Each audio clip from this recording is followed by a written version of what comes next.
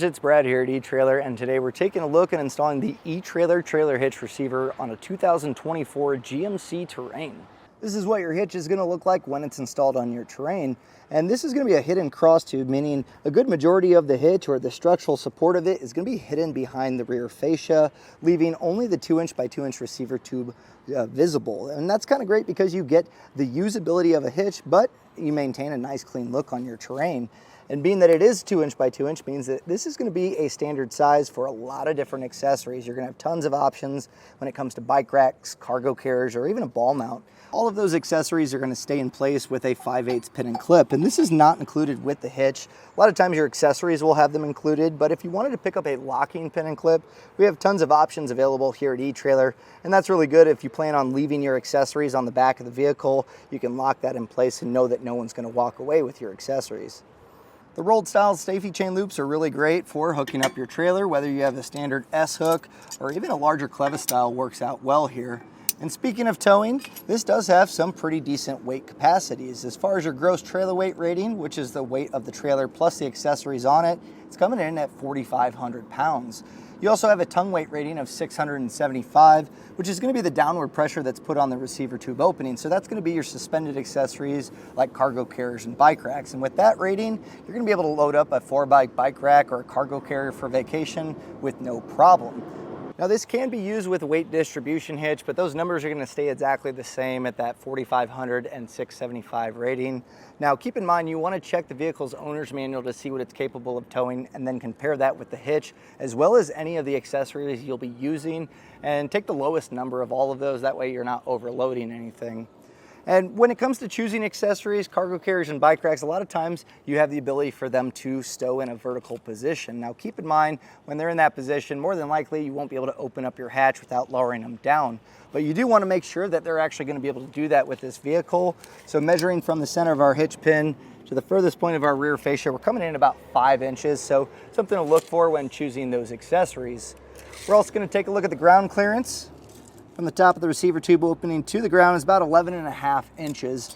And that's important, mostly for a ball mount. When you're planning on towing, you want to make sure that the trailer is nice and level with the towed vehicle. So having that measurement, you can measure the coupler of your trailer and then determine the rise or drop necessary. More than likely, you're probably going to go in a rise in this instance. Something else to keep in mind when you have your bike racks and cargo carriers in, they are going to extend the length of the vehicle. So as you go up inclines, they're going to want to tilt towards the ground. So just keep that in mind when you have those on there. If you're going up a steep hill or if there's big bumps in the road, you don't want those to bottom out. Now, a lot of people have questions if your kick sensor or hands-free liftgate will work with the hitch in place, and I'm here to tell you that is the case. I have the keys in my pocket here, so I was able to open that up no problem. And that's nice that you're able to retain that. Now, as far as the installation goes on this hitch, it's actually pretty easy. You will be lowering down the muffler to be able to get the hitch up in place, and that's really not too hard to do. There's some brackets that bolt up those isolators, and other than that, you're really just feeding hardware in, raising the hitch up, bolting it, torquing it down, and then you're ready to go. I'll walk you through all the steps to make sure you get your hitch installed, so let's take a look at that. To begin our installation, we're going to have 2 T15 Torx bits that we're going to want to get removed, and they're the ones that go onto, there's a bracket here from the frame of the vehicle, so one here and one here. These other 2 you won't have to worry about. So find a nice organized spot to keep your hardware to. It's going to make it a little bit easier to get everything reinstalled. And this is going to open it up to where we can slide the hitch in place, but also we're going to be lowering down the exhaust. So to get those hangers out of the way, this is definitely going to help.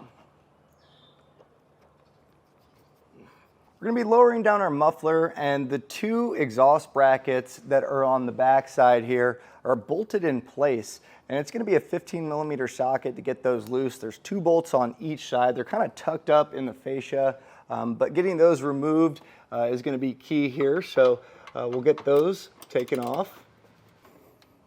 And this bracket, once you get it unbolted, it generally has a tab that kind of holds it in place. So you will want to kind of unlatch that. Should come off fairly easily.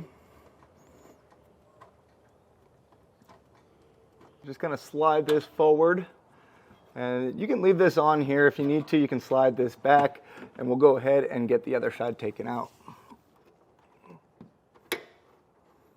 Now there's one more isolator that we're going to remove, and at this point you're going to want to support your exhaust, because once we take this off, it is going to want to drop down, and we don't want the exhaust just kind of free holding itself. It can cause damage upstream. So since we're on a lift, I'll be using a cam buckle strap. You can use just a block of wood or even the cardboard box that your hitch came with, just to kind of allow this to rest on it. So I'll get this strapped across.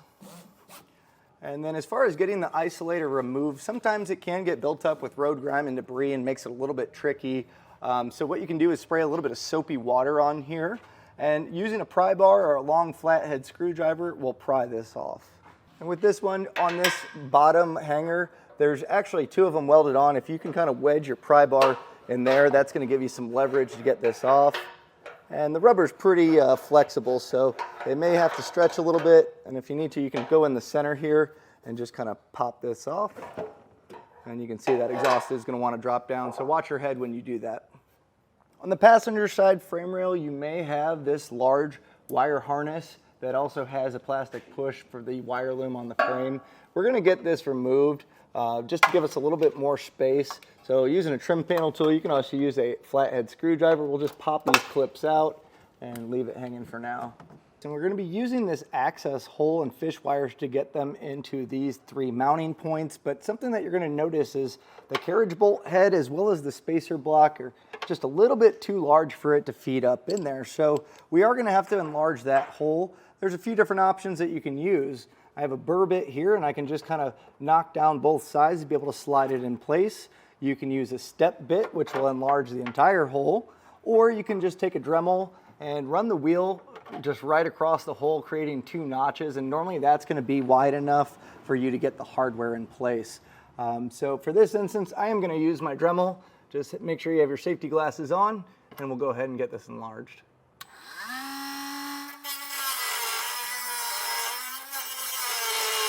Have your hardware handy, that way you can test fit. You can see I just ran that wheel across, kind of enlarged it a little bit wider, and this is going to allow me to get that bolt up as well as our spacer block.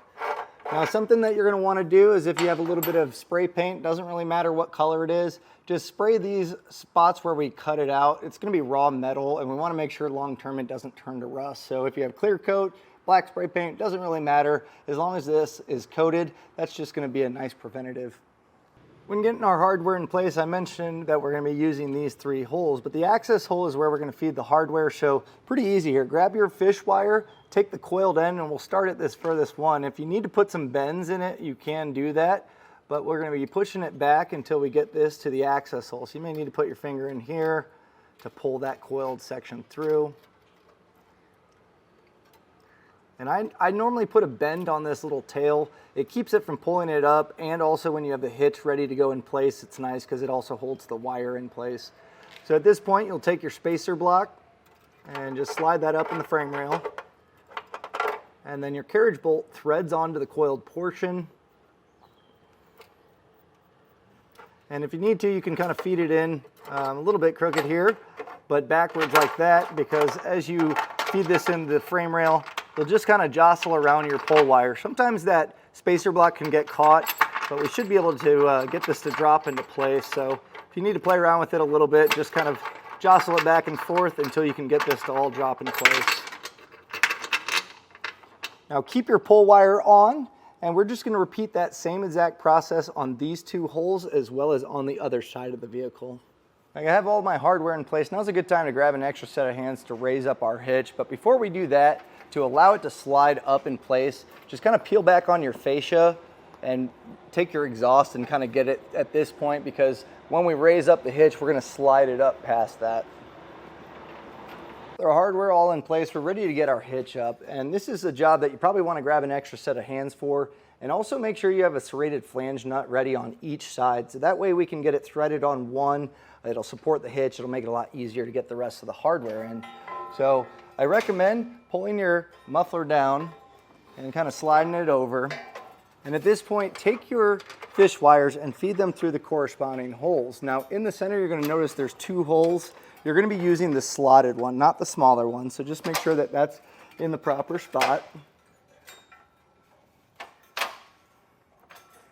And as we raise the hitch up, we are going to want to pull on these pull wires lightly to just kind of guide them up.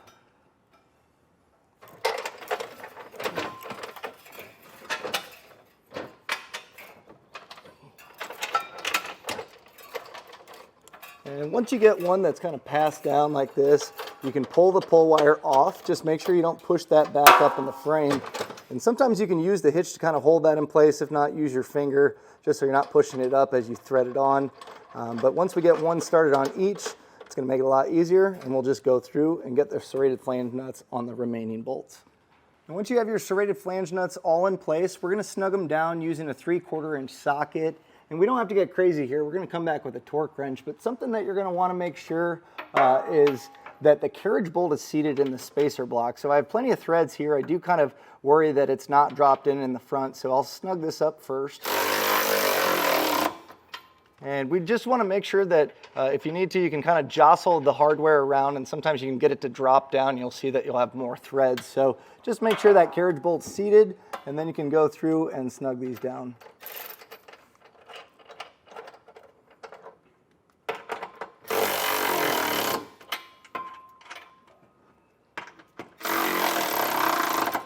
We're going to come back with our torque wrench, and the torque settings are found in the instruction manual. Now, the torque settings on these are high enough to where you're probably going to want a 1/2 inch torque wrench to accomplish that setting. You can generally get one of these at an auto parts store. You can rent them for free, and this is going to be important because it makes sure that it's tight enough, obviously, to hook things up to your hitch, but also not too tight, putting stress on any of the hardware. So we'll go through, we'll get these all torqued down properly. Now we'll go through, get the rest of them all torqued down. All that's left to do is we'll get our exhaust brackets put back in place, and make sure you get that tab aligned on this side. Otherwise you really can't get the bolts through. So just make sure that's in place properly, and also that you're getting your isolator that's further up also put back in place. Once that exhaust is up, we'll just get our T15s put back in, and that's going to do it for the hitch install. Also, if you dropped your plug down for that clearance, just make sure you get that pushed back in the frame. And that was a look and installation of the eTrailer trailer hitch receiver on a 2024 GMC Terrain.